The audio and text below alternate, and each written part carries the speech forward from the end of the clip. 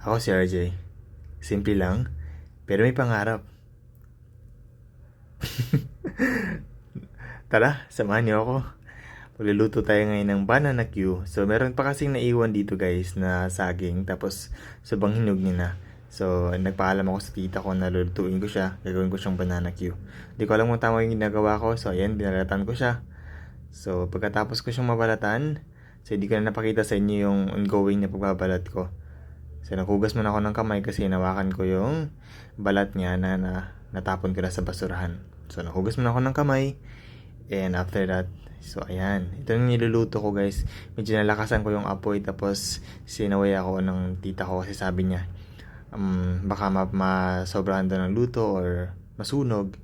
Ayan, hinanaan ko yung apoy. So, low heat temperature lang. So, ayan, binaligtad ko na siya para magkaroon siya ng balance at maluto din yung kabilang side. So, ayan, hindi ko alam sa mga disclaimer lang, hindi pa ako marunong magluto. This is my first time na magluto ng banana Q. So, pagpasensyahan na kung maliman yung ginagawa ko. So, basta ito lang yun at mimiss ko lang kumain ng banana Q kasi dito sa Manila kasi subong bahan ng banana Q tag 20 pesos ata o 30 pesos. I think 40? 30. Parang ganun. Sa CDO ako, nasa sa 10 to 15 pesos lang yan. So, ayan. Sobrang init, guys. So, ayan. Pinatay ko sa yung electric fan. Kasi pag binuksan ko yung electric fan, mamatay din yung apoy habang nagluluto ako. So, kailangan ko siyang patayin and, ayun. So, ilagay ko muna kayo sa gilid at, babaliktaran ko muna to. Kasi nahihirapan ako magluto while handling and taking videos. So, ayan. So, ipapakita ko ulit sa inyo guys kung ano yung update. Pero, ayan lang. So, ipapakita natin. So, nilagay ko dyan yung camera.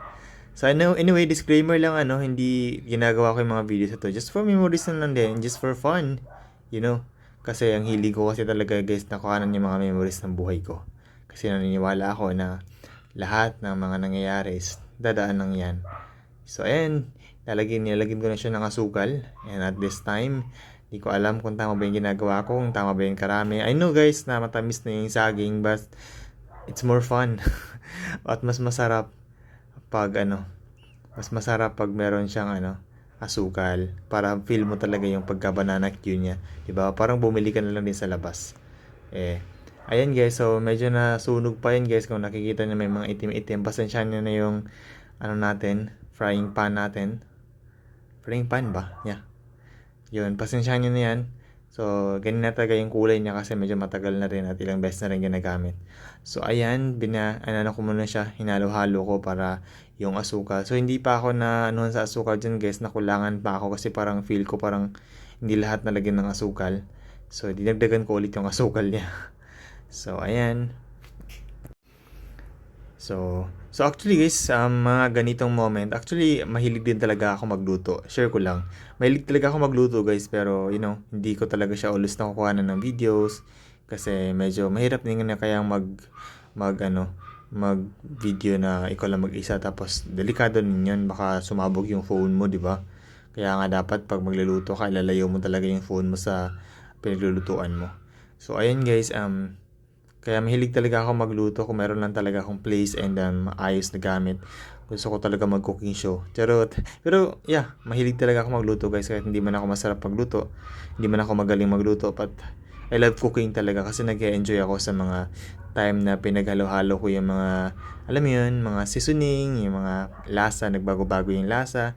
Alam mo yun, nag-enjoy ako lalo na pag tinimplahan ko na yung pagkain, yung ulam. Pero nasa-stress ako pag nagpalpak naman yung luto ko. Mas gusto ko magluluto ako sa sarili ko lang kasi at least kung mahilaw man or may mangyari mang hindi maganda, at least ako lang yung magsasuffer. So ito siya. So ito na yung guys, finished product. So hindi ko alam, medyo itim-itim pa yan, pero satisfied naman ako sa result niya kasi nung tinikman ko siya, masarap naman kahit na medyo nasunog nga kasi nga nalakasan ko yung apoy. Dapat pala controlled in medium lang yung apoy niya. Yeah, so pang sarap niya guys. I mean, hindi siya ganun katamis. Ayun na matamis na yung saging. With asukal pa siya, but feel mo talaga na parang bumili ako sa labas na parang pag hindi ako nagluto, parang na-enjoy ko lang talaga yung lasa niya. Medyo nainitan pa ako dyan kasi dumikit yung, alam mo yun, parang yung asukal dumikit pa sa ngipin ko, sa dila ko, pero yun, napaso pa nga yung dila ko sa time na yan. Pero worth it naman yung paso na yan, worth it naman yung pagkapaso ko, kasi masarap naman yung luto natin. So, ayun lang. So, this is my first time talaga na kuhanan. Actually, naisip ko na naman na pag uwi ko na naman ng Mindanao, magluluto na naman ako ng ganito tapos papatikim ko sa parents ko. Kaya last time nung umuwi ako, pinagluto ko sila ng... Ay, hindi pala ako nagluto nun, pero ako bumili ng mga ingredients. Yun lang, share ko lang.